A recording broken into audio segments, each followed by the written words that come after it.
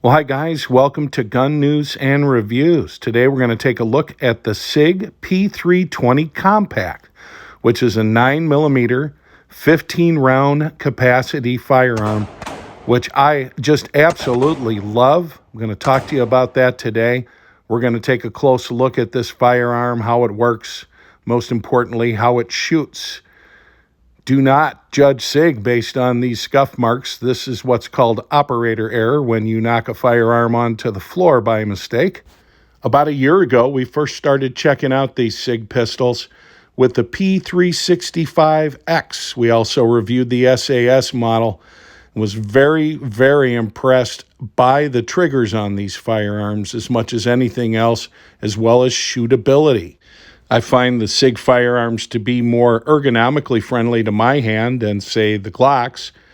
They're good shooters, but I am coming from the world of Glock. I've been carrying a Glock 19, some version now, for a number of years, and have always been impressed with reliability and how they carry, but always felt that I was somehow making an ergonomic sacrifice. Here you see the 19 versus the 17 on your right. And here you see the P320 Compact versus the P320 full size.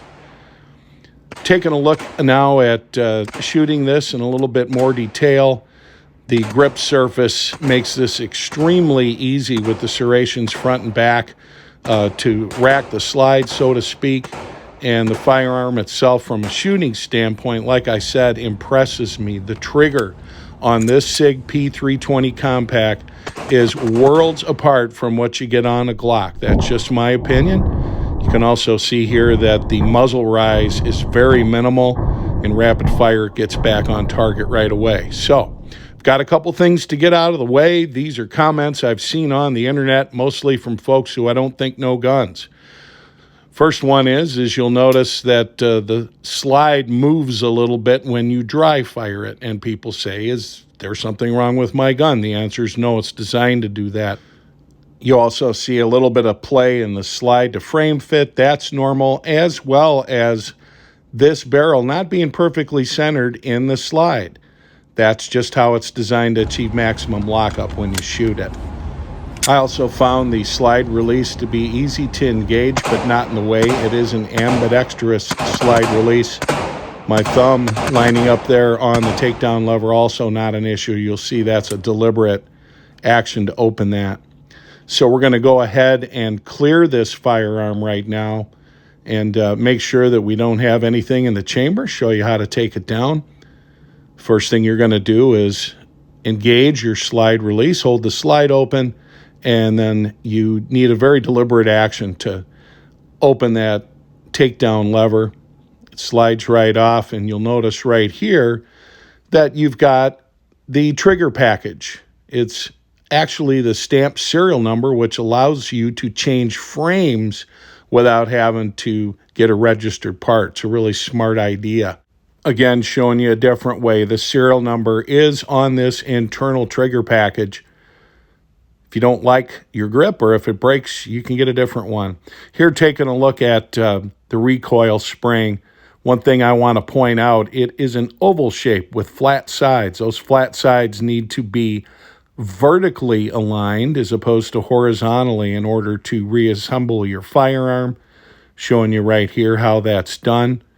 And that's easy enough to do as long as you know that you need to do it. We'll go ahead and put the slide back on.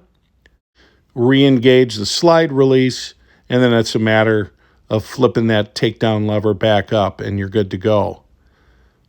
Not very difficult at all, and I don't have problems with that. We'll find out if the protrusion of that particular takedown lever is an issue in the carry standpoint. I don't expect it to be, but it is a little bit different if you're used to the Glock method. Overall, though, very impressed. It's a solid feeling firearm, and absolutely like the idea that if I happen to damage or wish to have a different frame, I can do so without having to go through the NICS process. You can see the 1913 Picatinny rail. It's called many things. This one's very pronounced. I like that. Lots of options will work with that then in terms of weapons mounted lights. So that's also a good thing. Most importantly, this just fills my hand ever so much more than the P365 or other subcompacts.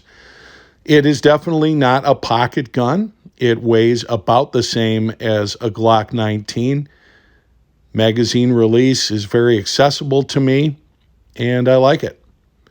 Overall, I'd have to say that my initial impressions are this is a better shooting gun than a Glock.